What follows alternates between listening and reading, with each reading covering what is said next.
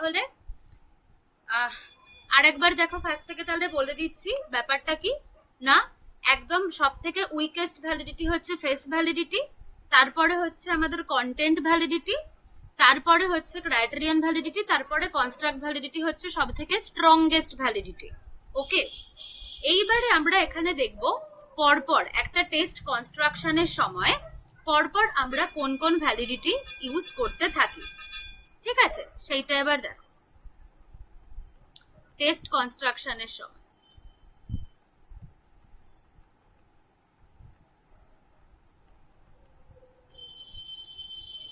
দেখো, আমরা টেস্ট কনস্ট্রাকশনে দেখেছিলাম একদম ফার্স্টে আমরা কি করি, ফার্স্টে আমরা টেস্টটাকে প্ল্যান করি, তারপরে আমরা বিভিন্ন সোর্স থেকে আইটেম জেনারেট করি। এবার আইটেম জেনারেট করার পর সেগুলোর এবার কিভাবে কি আমরা রেসপন্স নেব, সেই রেসপন্স ফরম্যাট চুজ করি, তারপর সেটার প্রিলিমিনারি অ্যাডমিনিস্ট্রেশন করি। ঠিক আছে, প্রিলিমিনারি অ্যাডমিনিস্ট্রেশন করছি, অর্থাৎ প্রথমে কিছু জন পার্টিসিপেন্টের উপর আমরা অ্যাডমিনিস্টার করছি। এবার অ্যাডমিনিস্টার করার পর তারপরে হচ্ছে সেই যে টেস্ট আইটেমগুলো আমরা পাচ্ছি, সেই আইটেমগুলোর এবার আমরা আইটেম অ্যানালিসিস করি, যাতে আমরা আইটেম ডিফিকাল্টি, আইটেম ডিসক্রিমিনেশন সেই সব কিছু চেক করি। ঠিক আছে, এবার সেইগুলো চেক হয়ে যাওয়ার পর আমরা টেস্টের রিলায়েবিলিটি চেক করি। আগের দিন অত দূর অবধি আমরা পড়েছিলাম। এবার রিলায়েবিলিটির পর আমরা ভ্যালিডিটি চেক করি, আর ভ্যালিডিটির মধ্যেও সব থেকে ফার্স্টে আমরা চেক করি হচ্ছে ফেস ভ্যালিডিটি, স্টেপস, এগুলো ঠিক আছে লিখে দিচ্ছি পরপর আর কি। স্টেপস ফার্স্ট আমরা চেক করি হচ্ছে ফেস ভ্যালিডিটি। ওকে, নেক্সট ফেস ভ্যালিডিটির পরে আমরা চেক করি কি না, চেক করি হচ্ছে কন্টেন্ট ভ্যালিডিটি। কন্টেন্ট ভ্যালিডিটি তারপরে আমরা চেক করি হচ্ছে কনস্ট্রাক্ট ভ্যালিডিটি।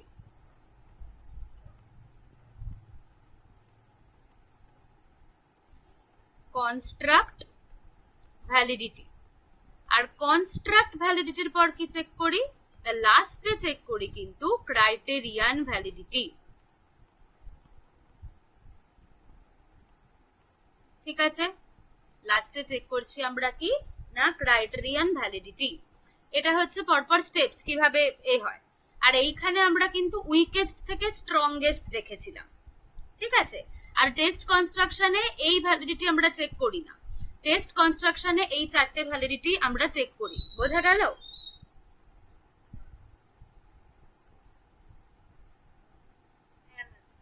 আচ্ছা, এটা হচ্ছে পরপর আমাদের স্টেপস গেল।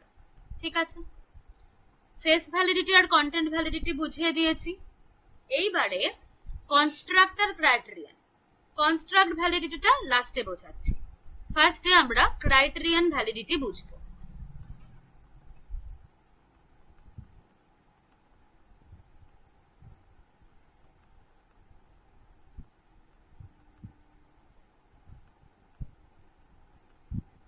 দেখো, ক্রাইটেরিয়ান ভ্যালিডিটি জিনিসটা কি বলছে। ক্রাইটেরিয়ান ভ্যালিডিটি এটা কিন্তু মেইনলি আমরা চেক করি কিসের বেসিসে না, কোনো এক্সটার্নাল ক্রাইটেরিয়া। ঠিক আছে, কোনো এক্সটার্নাল ক্রাইটেরিয়ার বেসিসে। মানে ধরো আমরা কোনো একটা ক্রাইটেরিয়া সেট করেছি, এবার সেই ক্রাইটেরিয়াটার বেসিসে আমাদের টেস্ট যেটা সেটা ভ্যালিড কিনা সেটা আমরা প্রমাণ করার চেষ্টা করি। ঠিক আছে, এক্সটার্নাল কোনো ক্রাইটেরিয়ার বেসিসেই আমরা কাজটা করি। এবার ক্রাইটেরিয়ান ভ্যালিডিটির আবার দুটো টাইপস রয়েছে, সেই দুটো টাইপস কি কি?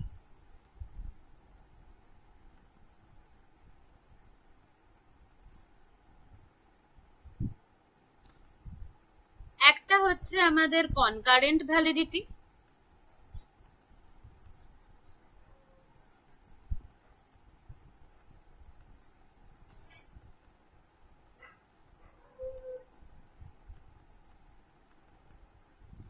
একটা হচ্ছে কনকারেন্ট ভ্যালিডিটি আর একটা হচ্ছে প্রেডিক্টিভ ভ্যালিডিটি।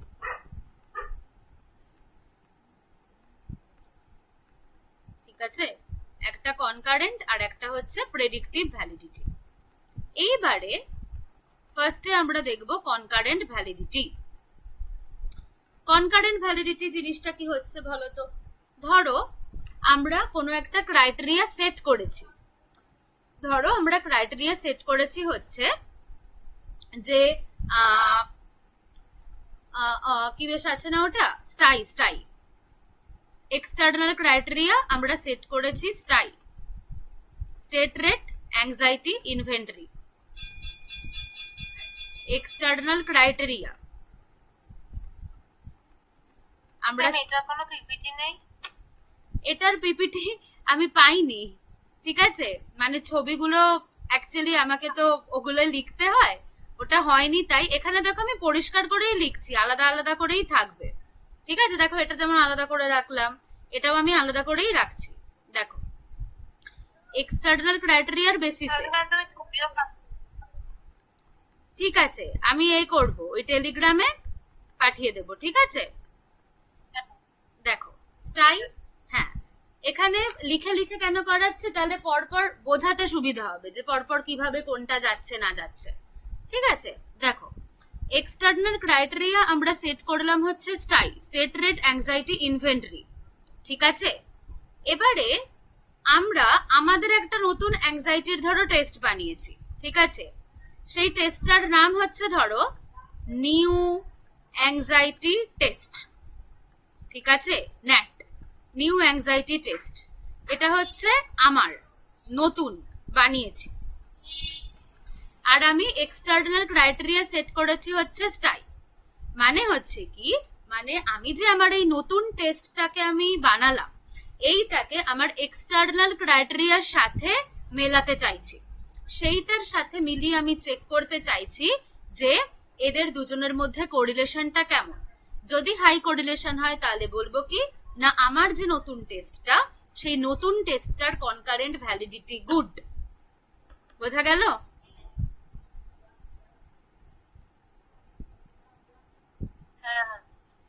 আচ্ছা, তো এটা কনকারেন্ট মানে হচ্ছে ধরো আমরা একই টাইমে দিতে পারি, ঠিক আছে, মানে হচ্ছে ধরো এখন দিলাম, আবার 4 ঘন্টা, মানে আমারটা ধরো এখন দিলাম, আবার তার 4 ঘন্টা পর ধরো এক্সটার্নাল ক্রাইটেরিয়া যেটা সেট করেছি সেইটা দিলাম, ঠিক আছে, বা ধরো একদিন গ্যাপ দিলাম, কালকে দিলাম, ঠিক আছে।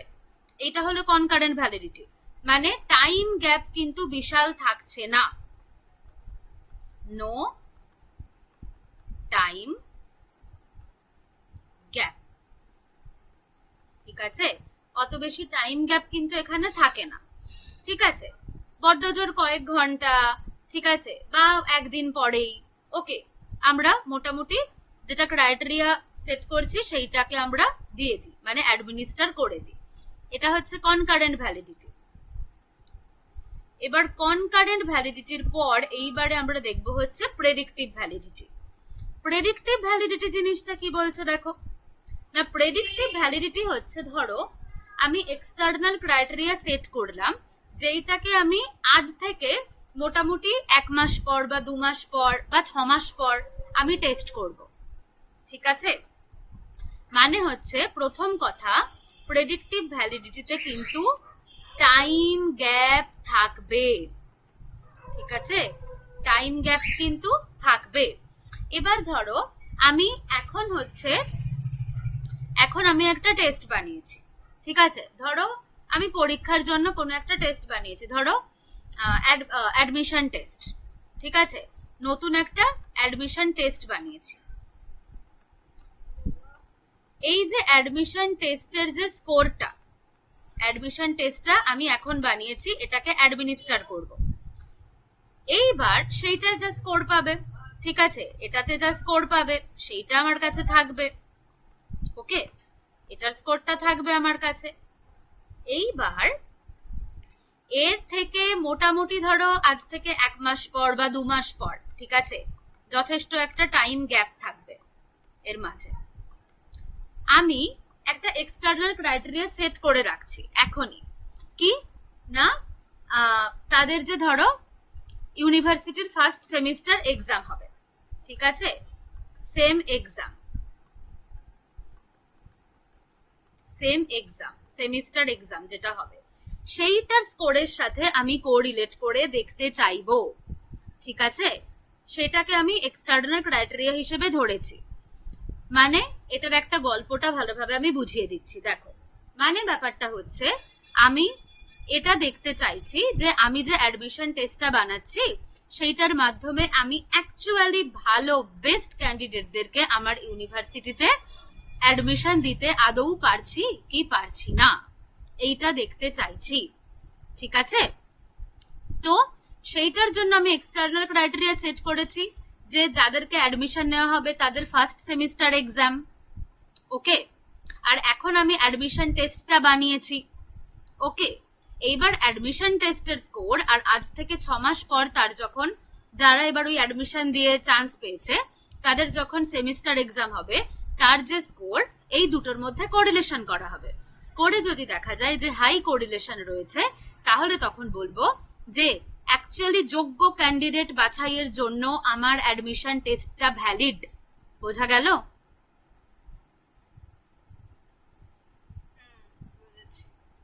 আর এইখানে হচ্ছে বলে দিচ্ছি রেঞ্জটা। রেঞ্জ হচ্ছে মোটামুটি 0.30 প্লাসে, কিন্তু হ্যাঁ 0.30 অ্যান্ড অ্যাবাভ কোরিলেশন যদি বেরোয় তাহলে সেইটা কিন্তু গুড, ভালো, গুড কোরিলেশন। আর গুড কোরিলেশন মানে কি বলবো, ভ্যালিডিটিটাও ভালো, high validity, high criterion validity. ঠিক আছে, দুটোর ক্ষেত্রেই কিন্তু, এমন না শুধু দুটোর ক্ষেত্রে বলেও ব্যাপারটা না, যে কোনো ধরনের ক্ষেত্রেই, যে কোনো টেস্ট কনস্ট্রাকশনে আমরা রিলায়েবিলিটিতেও তো দেখেছিলাম যে কোরিলেশন ইউজ করি, তাই তো?